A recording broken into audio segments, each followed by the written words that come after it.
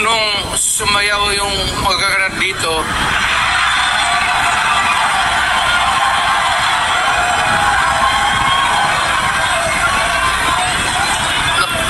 nakalimutan ko. Matanda na rin kasi ako. Ano ito? Meeting de Avance? Alam mo, nung unang panahon, wala naman tayong kamuang-muang, wala naman tayong kalaban, wala namang nagagalit sa atin. Pumunta ang Espanyol at inagaw ang ating lupa, hinirang. For 400 years, nagtiis ang Pilipino, subjugated by foreigners. Then, during the American and Spanish War, natalo ang Espanyol at napunta ang ating bayan sa Amerika. Anak ng grabe ang tiis ng Pilipino, yung mga lolo natin. Kung gaano na lang sila pinahirapan. Alam mo noon, kung hindi ka magsimba, ay may mga pare nandyan, they know the history of Christianity. Alam mo noon, kung hindi ka magsimba, 10 palo sa katawan mo. You doubt my sin. Ayan si Father Ibasco, Chief of Staff ko sa City Hall. Siya yung NPA leader doon sa Libungan, may plenum ang komunista. Itong mga sundalo natin nandito sa harap ko, nahuli yan si Basco. At ako naman ay fiscal noon. Pumunta ako sa Katitipan para i-administer ko yung oath niya, yung statement niya kung totoo o hindi. Pagkatapos noon, sabi ng mga sundalo, Iskal, papatay namin itong 2 pare, Father Tison Waray, pati si Father Ibasco. Bumaba yan sila sa Visayas para makiksapalaran sa NPA. Sabi ko, wag, kasi pare yan. Puta, alam mo, ang Diyos nandyan eh. Kung ito lang naman yan ang prinsipyo, ideolohiya, di naman kriminal yan, kidnapper o pusher. Sabi ko, kulungin na lang ninyo.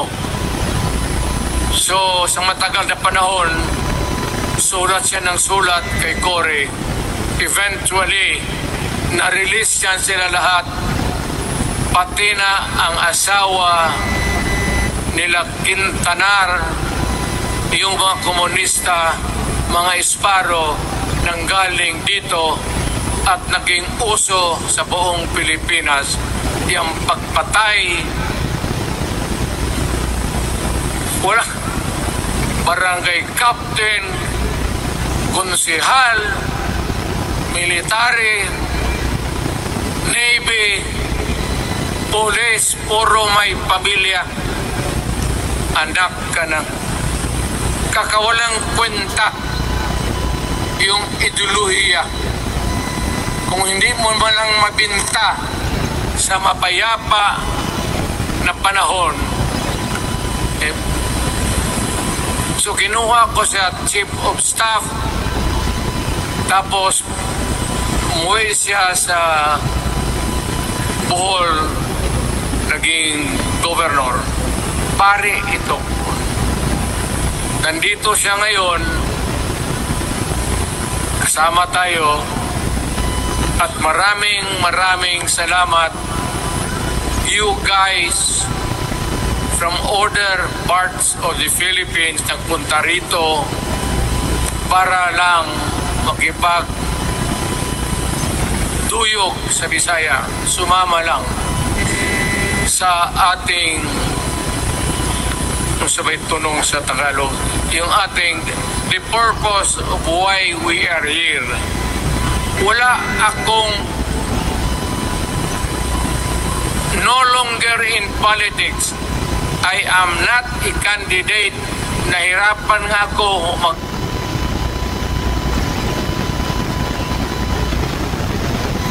magdanan.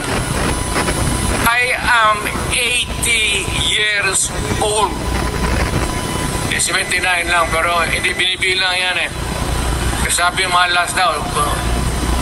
Sabi ng asawa ko, 80 na ako. O sige, 80 na.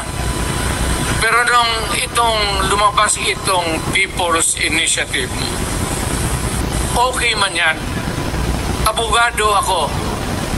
There are 3 ways of amending the Constitution.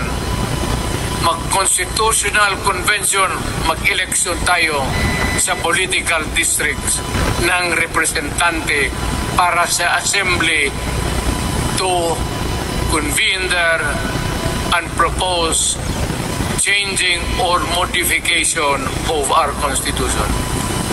Itong People's Initiative, pati itong Congress, they would convert the Congress into a constituent body and propose the Constitution. Alinaman dyan sa lahat, it will be submitted to the people for ratification. Ang problema dito, ako, Mr. President, Ma'am Lisa Araneta Marcos, hindi ninyo ako kalaban. Wala akong sinasabi ng masama. Hindi lang ako makakampanya noon. Alam mo, iniiwasan ko ito.